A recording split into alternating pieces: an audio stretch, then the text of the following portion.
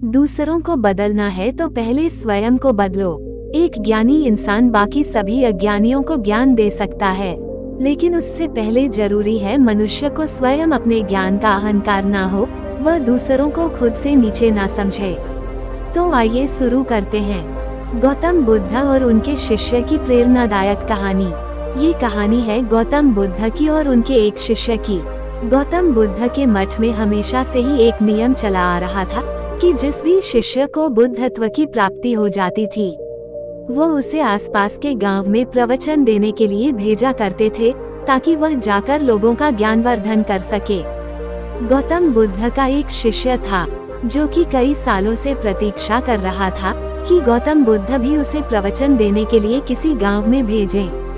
लेकिन काफी वक्त गुजर जाने के बाद भी बुद्ध ने उस शिष्य को प्रवचन देने के लिए नहीं भेजा। एक दिन उसने सोचा, क्यों ना मैं खुद ही बुद्ध के पास जाकर उनसे कह दूं कि वो मुझे प्रवचन देने के लिए भेजे। उसने ऐसा ही किया और वह बुद्ध के पास पहुंचा। शिष्य बोला, बुद्धा, मुझे इस मठ में शिक्षा प्राप्त करते हुए काफी समय हो गया है, इसलिए मैं चाहता हूँ अब आप मुझे प्रवचन देने के लिए गांव में भेज दें। बुद्ध बोले, शिष्य, अभी तुम्हारा वक्त नहीं आया है, इसलिए तुम कुछ वक्त और प्रतीक्षा करो। शिष्य बोला, गुरुजी, और कितनी प्रतीक्षा करूं? मुझे इस मठ में आए हुए सालों साल गुजर चुके हैं। बुद्ध बोले, हाँ मैं जानता हूँ, लेकिन अभी तुम्हारा ज्ञानवर्धन नहीं हुआ है। ये सुनते ही शिष्य को क्रोध आ गया और वह बोला, मैं तो आपसे ही ज्ञान प्राप्त कर रहा हूँ। इसका यह अर्थ हुआ कि आप मुझे ज्ञान देने में सक्षम नहीं हो पाए हो, इसलिए ही मुझे इतने सालों तक ज्ञान प्राप्त नहीं हुआ है।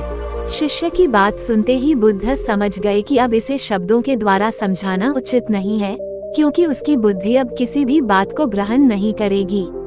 बुद्ध बोले, ठीक है, यदि तुम्हारी यही इच्छा है तो मैं तुम्हें पास के एक गांव में प्रवचन देने के लिए भेज देता हूँ।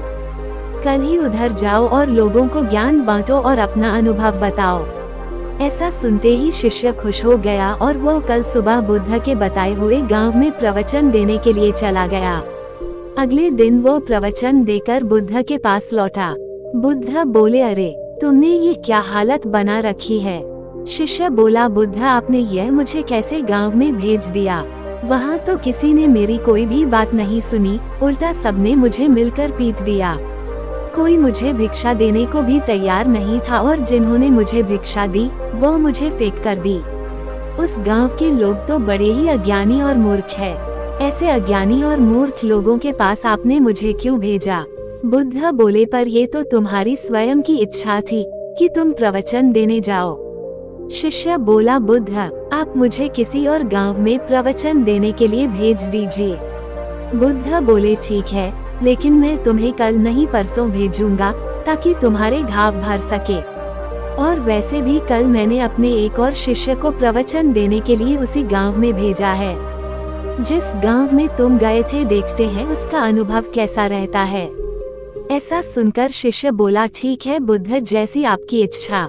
अब दूसरा शिष्य गांव में प्रवचन देने के बाद बुद्ध के पास आया। उसकी हालत भी पहले शिष्य की तरह थी। उसे गांव के लोगों ने पीट दिया था।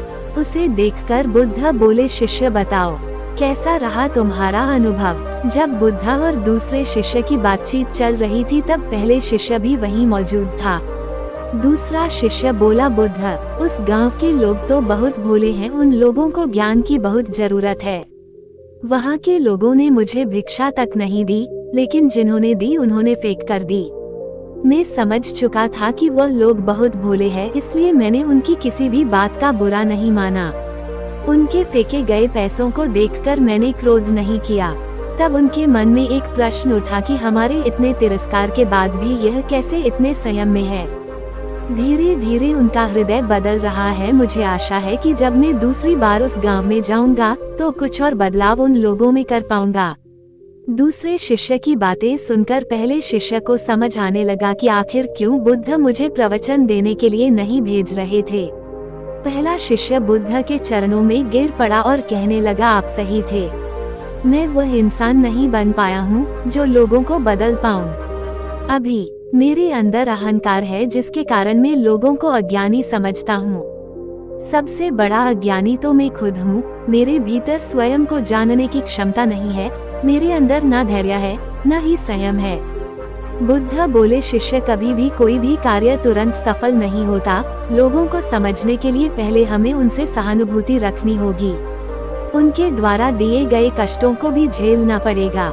सब कुछ हमेशा धीरे धीरे बदलता है, लेकिन उससे पहले जरूरी है मनुष्य का स्वयं बदलना। हर परिस्थिति में हमेशा अच्छे इंसान बने रहो। चीजें भले ही देर से सही हो, लेकिन होती जरूर है। बुद्ध की बात सुनकर दोनों शिष्य ने उन्हें प्रणाम किया। इस कहानी से हमें ये शिक्षा मिलती है कि एक ज्ञानी मनुष्य को हमेशा ही संयम से काम लेना चाहिए। यदि उसके भीतर संयम नहीं होगा तो वह किसी दूसरे को कभी भी ज्ञान नहीं दे सकता। यदि हम चाहते हैं कि हम किसी दूसरे को बदल पाए, उससे पहले जरूरी है कि हम स्वयं को बदलें। उम्मीद करते हैं आपको हमारी गौतम बुद्ध की प्रेरणादायक कहानी दूसरों को बदलना है तो पहले स्वयं बदलो पसंद आई होगी।